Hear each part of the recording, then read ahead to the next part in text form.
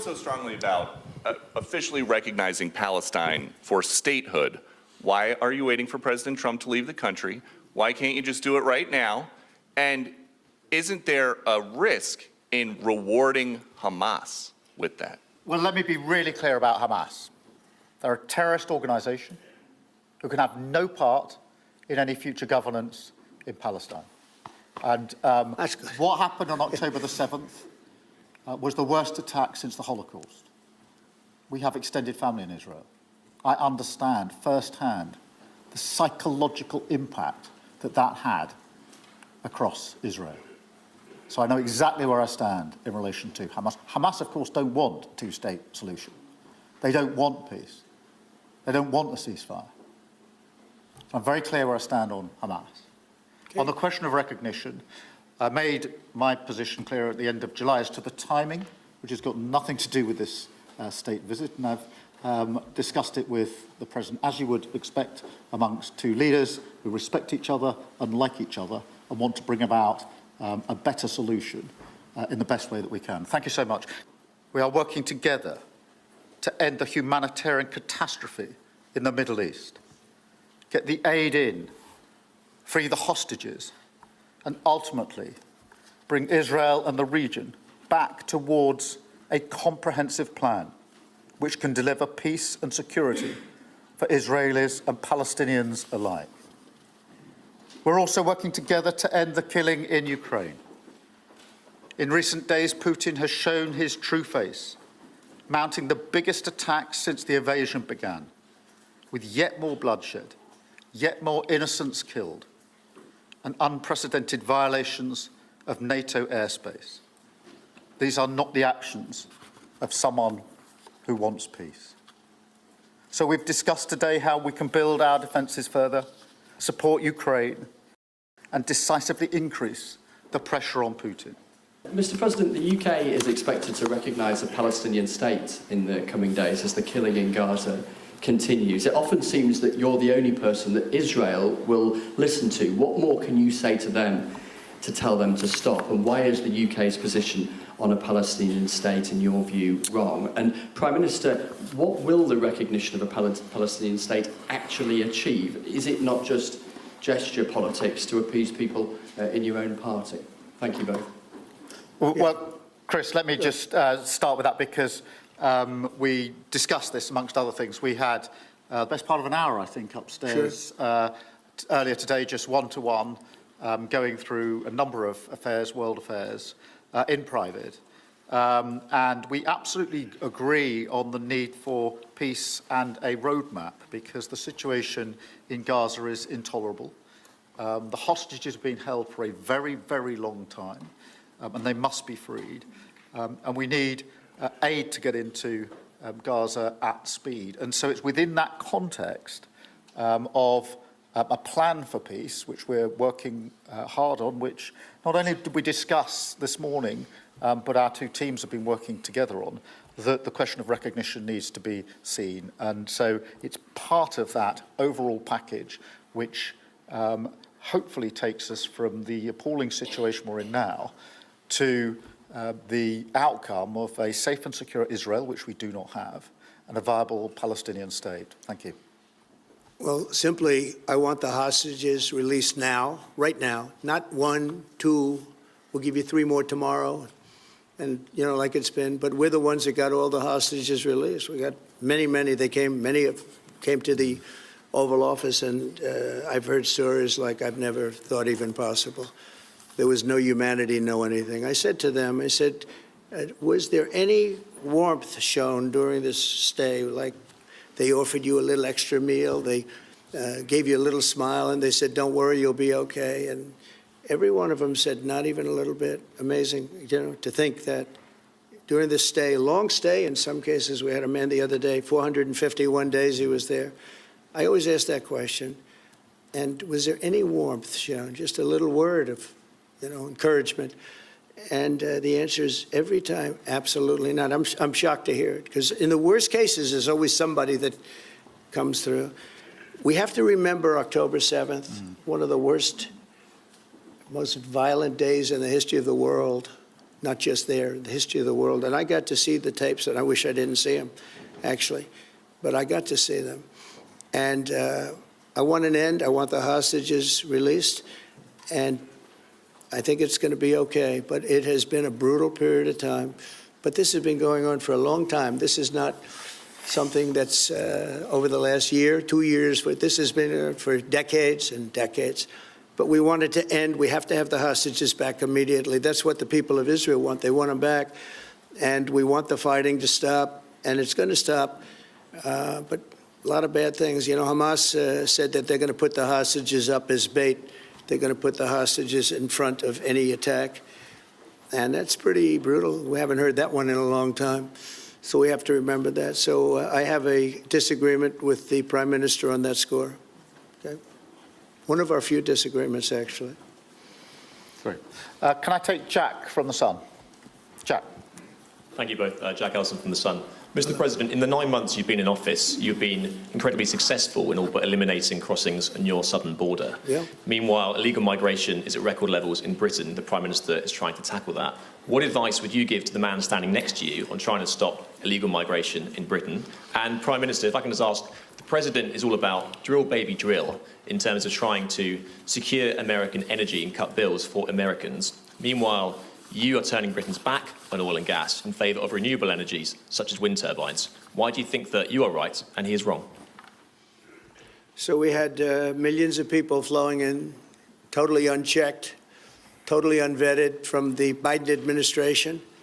25 million, in my opinion, that would be about 25 million. They came from prisons, they came from mental institutions, they were gang members, they were drug dealers. They came from the Congo. They came from all parts of South America. They came from everywhere. Think of it, prisoners from the Congo being released into the United States, prisons opened up in Venezuela and many other countries pouring into the United States.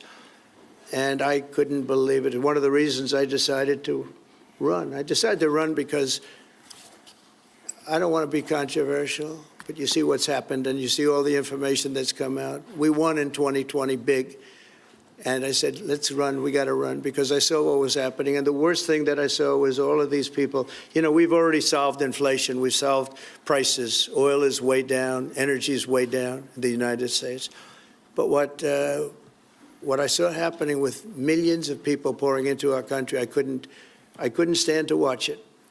And we've done a great job. Nobody, if you've seen the last, I appreciate your question, by the way, nobody, absolutely zero, and I'm not even sure that's possible, but it's a very liberal group that come out with those statistics. The last 3 months, we had zero. From millions of people a year ago, we had zero people enter our country illegally. And we do have people coming in legally through a legal process and testing and lots of other things. I think it's very important, and we speak about it, and I think your situation is very similar. You know, you have people coming in, and I told the Prime Minister I would stop it, and it doesn't matter if you call out the military, it doesn't matter what means you use, but it's going to destroys countries from within. And we're actually now removing a lot of the people that came into our country. It's a very hard chore. We were given a very, very bad hand. Millions of people came in from prisons and mental institutions. We have to remove them, and we are removing them. We have no choice, and I feel very strongly about it. Thank you very much. Can I go back then to Robert at ITV? Robert Person, ITV. Mr. President, you alone in the whole world, have the power to persuade Prime Minister Netanyahu to stop the demolition of Gaza City, to stop the starvation of Palestine, and to stop the killing of civilians. If not now, when will you exercise that power and tell him to stop? Sure. And then for both of you... But you do understand about October 7th. Of course, You do understand. So believe me, I understand. One of the worst days in the history of humanity. What happened, I have seen the tapes. Babies that are 4 months old and just chopped up to pieces. And you've seen the tapes, and I've seen the tapes. You're a professional, and so am I. And people forget about October 7th. I can't forget about it. So I want it to end, but I want the hostages back. I don't want the hostages used as human shields, which is what Hamas is threatening to do. But as soon as they're back, that's the moment you will tell Netanyahu Well, to stop. it would certainly help, but I have to have the hostages back. And I don't want them back piecemeal, as I said before. I want them back. On the question of the pressure on Putin and on Russia, which is obviously really important, look, I think it is a challenge to Europe. There are a number of European countries which are too reliant on energy from Russia. The UK actually obviously has almost got nothing at all, but we do need to bear down and work with our European counterparts here. There are one or two countries, I think, that do need to look again at. But the Russia situation, I hope we're going to have some good news for you coming up. But again, it doesn't affect the United States. And look, it doesn't so much affect you. Of course, you are a lot closer to the scene than we are. We have a whole ocean separating us. But I will say this, it's millions of people have died in that war, millions of souls. And they're not American. They're soldiers, mostly soldiers, as you know. The soldiers are being killed at levels that nobody's seen since the Second World War. But they're being killed. And I feel I have an obligation to get it settled for that reason. Thank you. And just to add on that question, because we have to put extra pressure on Putin. And it's only when the president has put pressure on Putin that he's actually shown any inclination to move. So we have to ramp that pressure up. I think it's important to have this conversation in the context of what's happened in recent weeks.